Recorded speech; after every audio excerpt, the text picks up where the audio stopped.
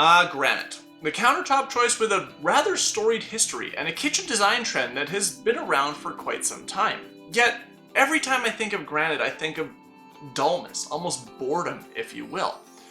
But I think that's because when I think of granite, I think of those dark kitchens with those speckled brown, almost meat-colored countertops that we saw a couple decades ago. But as we'll find out today, that's really a me problem, not a granite problem, because there's a lot of really great choices when it comes to granite out there, and it might be the right choice for you.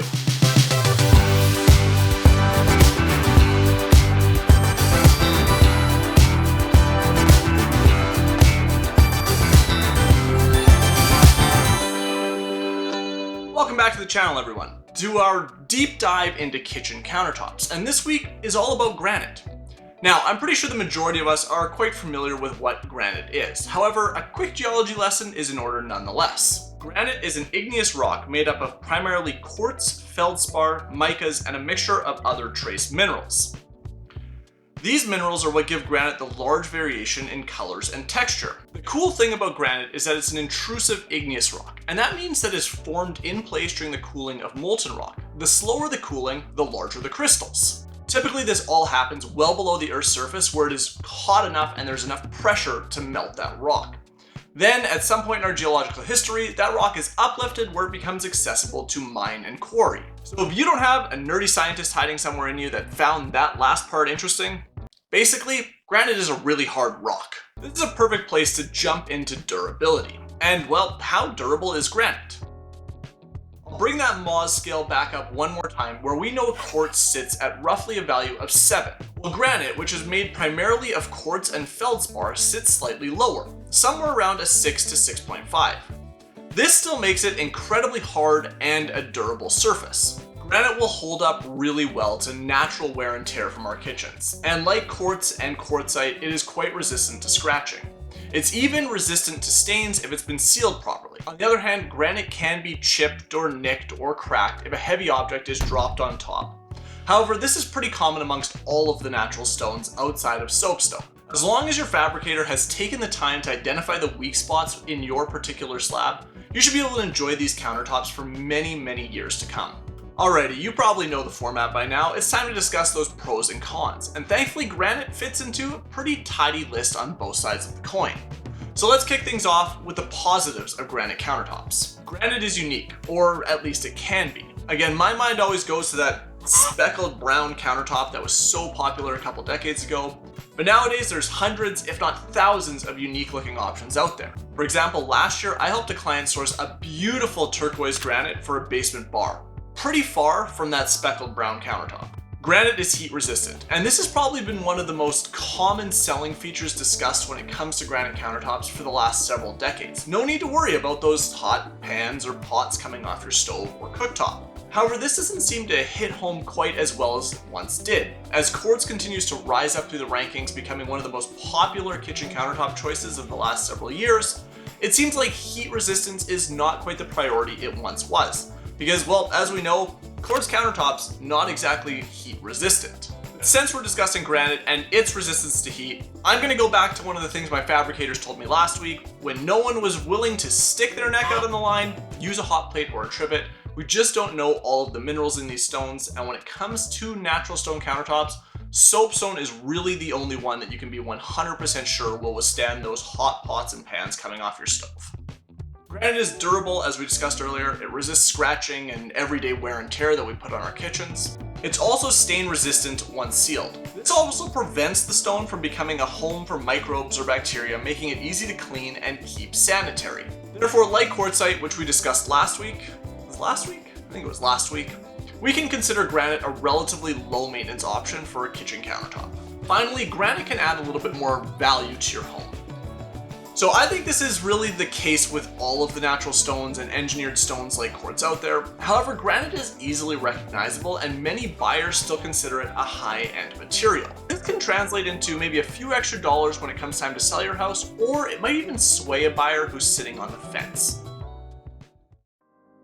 So what about the cons, or the downsides to granite countertops? Well, the first thing is that each slab is different. Yeah, that's another pro that is also a con. If you are searching for a completely uniform look to your countertops, granite might not be the option for you. Even relatively monotonous slabs have some differentiation from piece to piece. As I alluded to earlier, granite does require a little bit of maintenance in the form of sealing, so if you're looking for a true no maintenance option, a set it and forget it style countertop, granite might not be the best option for you.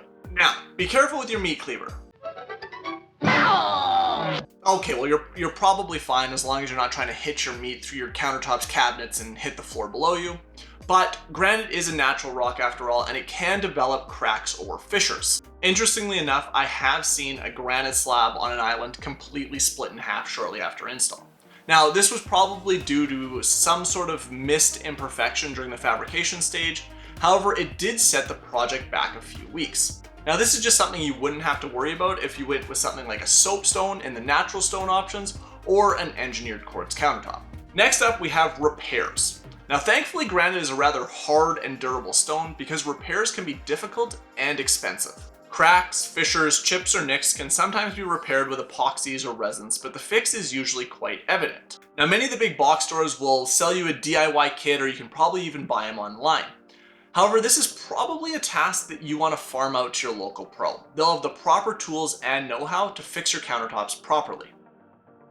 And finally, I'll throw costs in here once again, as I have with all of the other stone options, because granite still falls in that middle to upper end of the budget spectrum. And it can go even further, and I mean way further, into the hundreds per square foot if you're looking for more rare or exotic colors.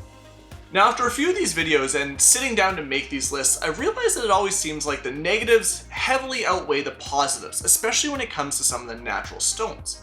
However, many of these downsides or the negatives aren't typically big pitfalls. They're just features that you should be aware of that particular rock or that particular slab before you start making a big investment. And I mean investment. Countertops can often ring up as one of the most expensive portions of your kitchen renovation.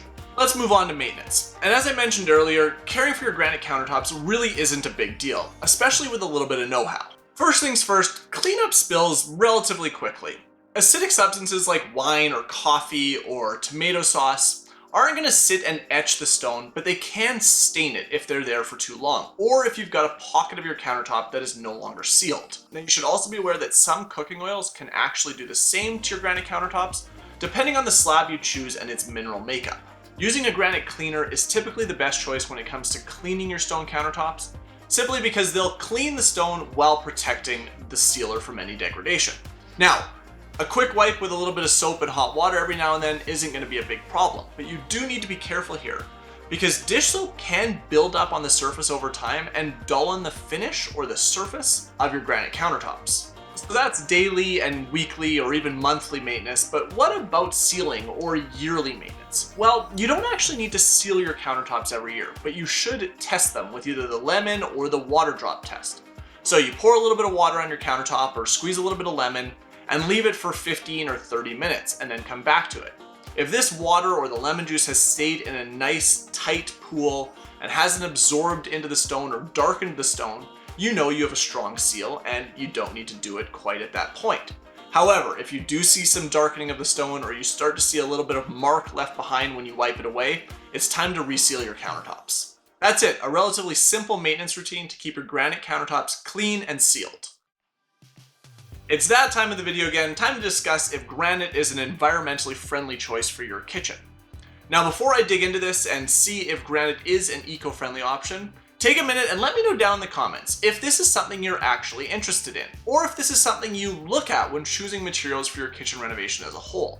I'm also going to throw a poll up a few days before this video goes out to get a little bit more input, and we'll discuss it later on in this series. So when it comes to granite in this department, it has a few things going for it, but also a few knocks as well. First of all, it's a natural stone. It's hard, it's durable, and granite is going to last for decades, meaning you're not replacing it very often. And once it is time to replace it, probably not because it's worn out, probably just because you're sick of your renovation or sick of your countertops, it's recyclable. Granite does require sealing. However, once it's sealed, it doesn't harbor bacteria. It's a rather sanitary choice for your kitchen, meaning you're not using harsh chemicals to keep it clean. And it doesn't need to be sealed nearly as often as some of the other natural stones, making it, I would say, a pretty good choice in this department. However, granite quarries are anything but gentle on the environment. Mining requires serious top burn removal, chemicals, and explosive materials. Quarrying is also a high energy and water intensive process, which many would consider wasteful. And although you can reduce the overall carbon footprint by choosing material from domestic quarries, many of the exotic colors and slabs travel long distances from places like Brazil or Iran, really skyrocketing the fuel used and the transport needed. So is granite the right choice for you?